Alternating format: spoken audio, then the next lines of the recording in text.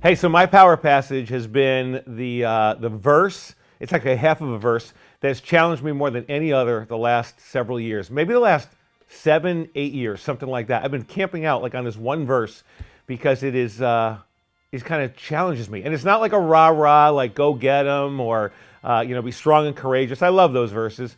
This one is more.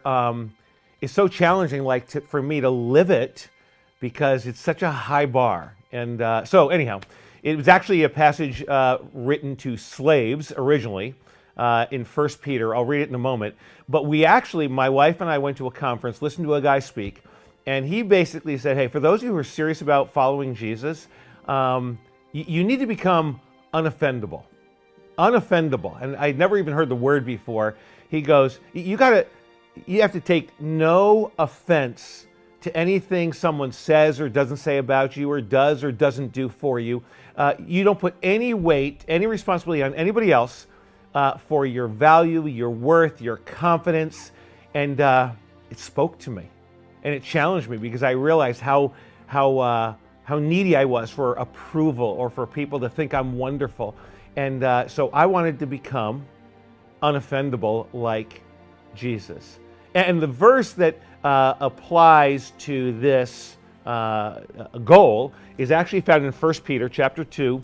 And I'll read a couple of verses beforehand, kind of set the context, but just it'll show you what I'm talking about, where to become like Jesus, it sometimes means that you're not just nice, but you suffer for doing good, that you keep your mouth shut when somebody should shut up.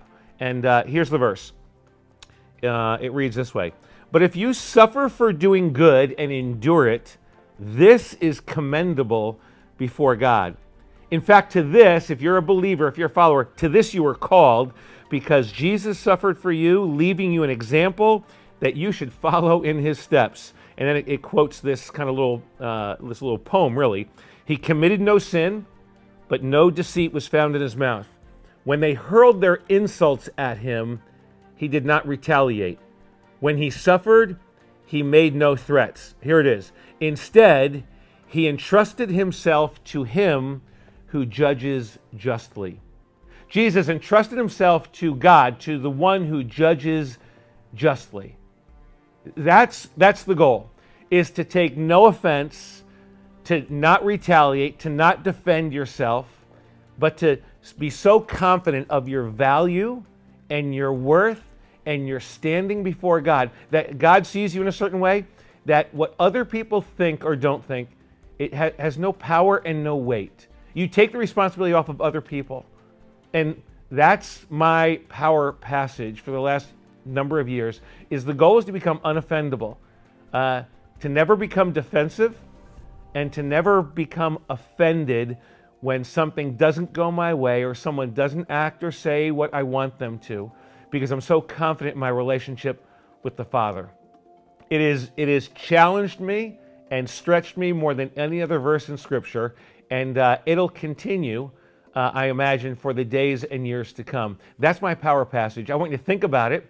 I want you to look for ways to become unoffendable this week.